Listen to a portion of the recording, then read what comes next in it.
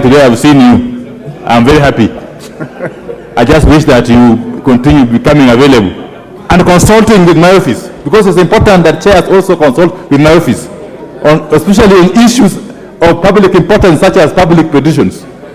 Mr. Speaker. Mr. Speaker, let me second the motion by basically echoing the words of the Honorable Chungwa, that this short recess is timely, it's very timely, Mr. Speaker.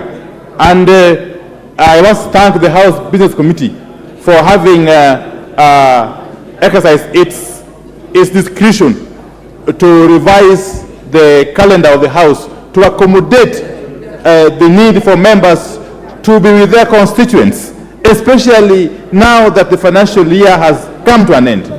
So, Speaker, the importance of the NGCDF can never be overemphasized. And it is also true, Mr. Speaker, that in many instances, many MPs who have been able to make it back to this House once, twice, or more times have been able to do so on account of how well their constituency CDF committees have managed those funds, Mr. Speaker. And the MPs, in the course of their day-to-day oversight and representation roles, have got a duty to ensure that these funds are utilized appropriately. Mr. Speaker, the national government CDF funds are some of the decentralized funds that have had the greatest possible impact at the grassroots. And therefore, I am pleased to learn that today the National Treasury has been able to disburse all the funds due in this financial year, which we are ending tomorrow. Mr. Speaker, I must thank members, honorable members, for having exerted this pressure from across the political divide.